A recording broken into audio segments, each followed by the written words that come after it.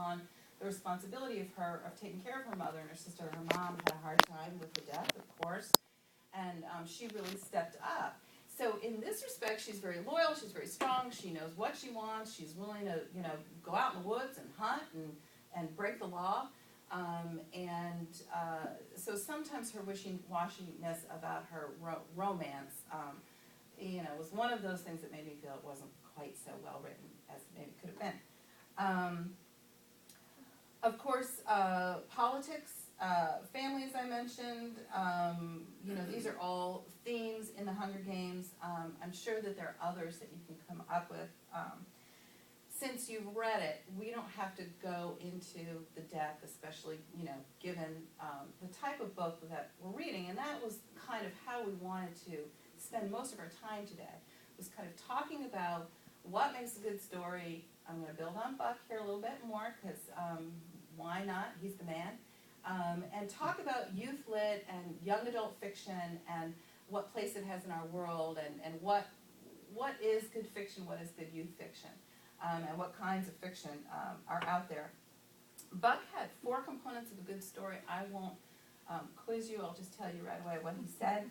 A good story was the first thing that he talked about. And do y'all think it was a good story?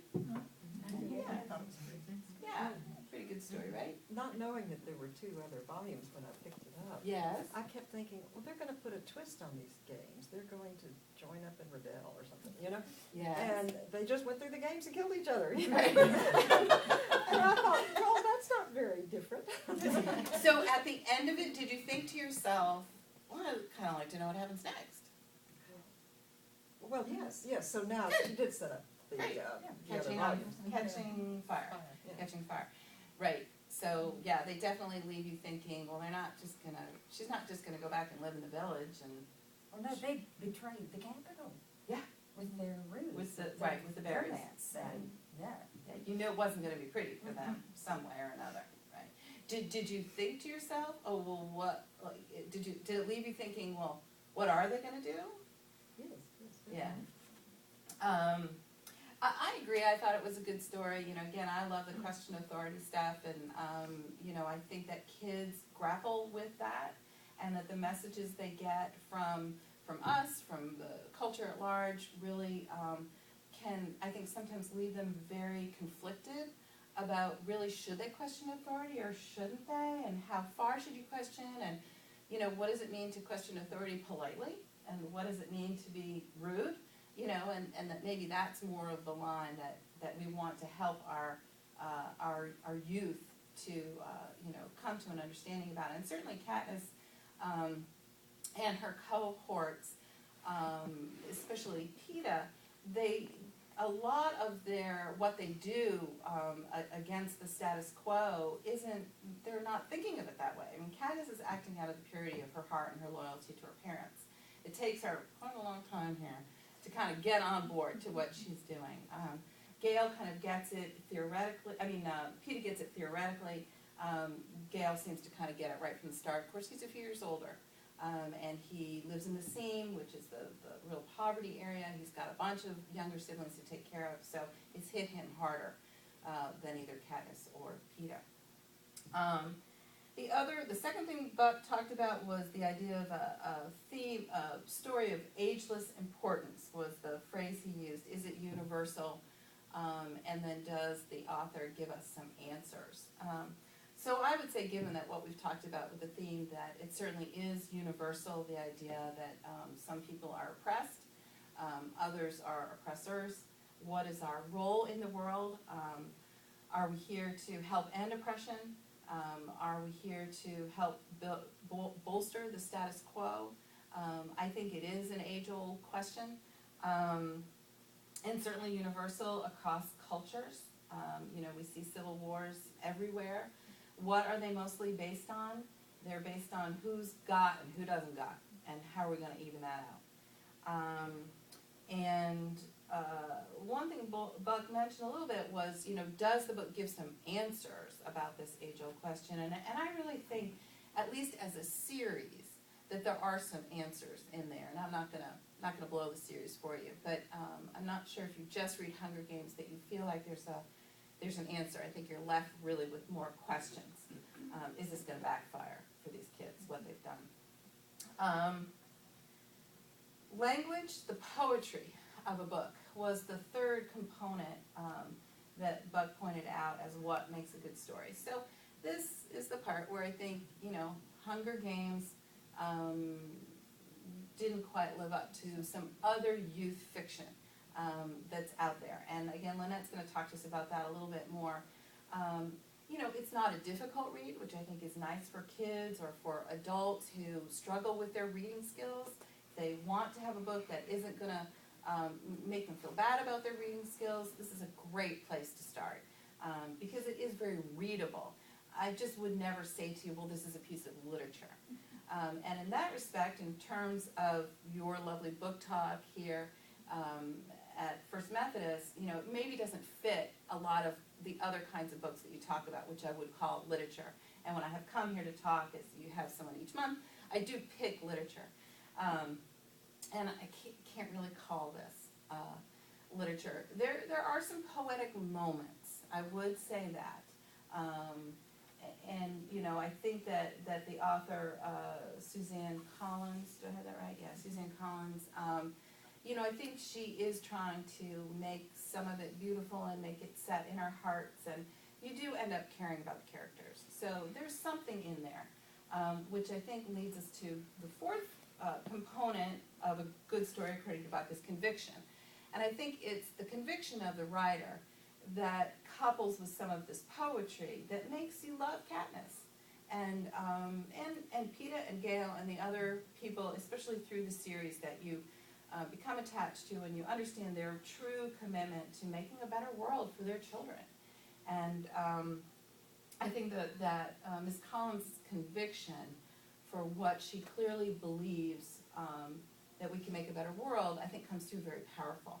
The other conviction that I think is clear is that she thinks young people should be reading, and that she wants to create a story that is attractive to young readers and appropriate for young readers.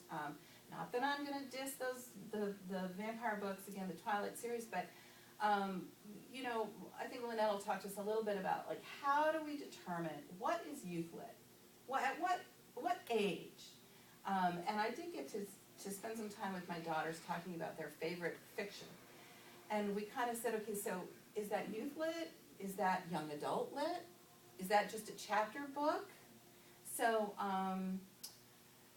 some of what we read in some of the young youth lit, like in the Twilight series, The Absolute True Diary of a Part-Time Indian. Did y'all read that one? It's pretty crude. That's really a boy book. I haven't given it to my daughters. Wouldn't really be interested in it.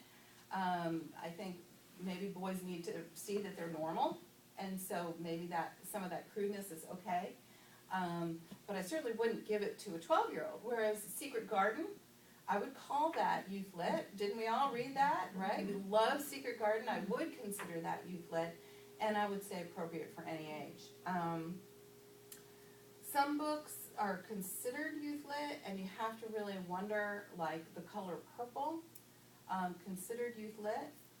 The Book Thief, have y'all read The Book Thief? Mm-hmm. Considered youth lit.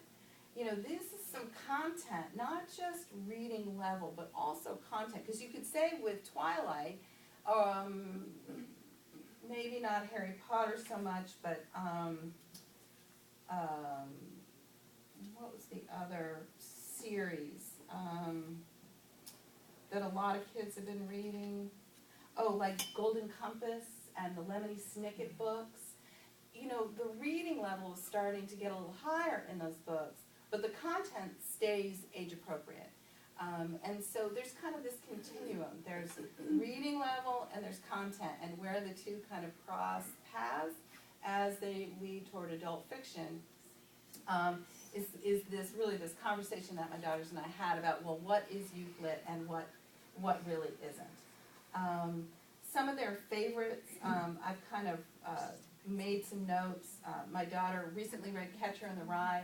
Again, I would say that that's one that's kind of almost beyond youth lit. I mean, there's some very dark things going on there. But it is considered youth lit. It's certainly a coming of age story. And that is really what most youth fiction, at least to a certain extent, has coming of age. I mean, even the Nancy Drew and Hardy Boys books, you can say, well, they're mysteries, they're adventure stories. I mean, this is an adventure story, it's science fiction, it's fantasy like the Harry Potter books and that kind of thing. And yet, they're really all coming of age stories. In here, Katniss and Peeta and Gale all come of age. And you see that in the books, even the ones that are historical fiction, though when I asked my girls about, what they loved kind of through their middle school and early high school years, it was a lot of historical fiction, even starting with the Little House on the Prairie books. Did y'all read those? So that might be kind of what I would call at the beginning of youth lit. Those might be a book that actually we started because our parents read us the first one, and I would say kind of the same thing for Secret Garden, that those early age youth lit are kind of ones that maybe our parents started to read to us. Esperanza Rising, Walk Two Moons, these are a couple books that my kids loved that are historical fiction, and also really though our culture, learning about culture and our social commentary, which this of course I would call sci-fi and fantasy, but is also about culture. I'm gonna let Lynette come up here and give you some other information about youth lit and what she found. We did some research together, and then she kind of ran with it and did this great job. But feel free to interrupt us if you have things you want to say. Is there anything that you want to comment on before we kind of shift a little bit?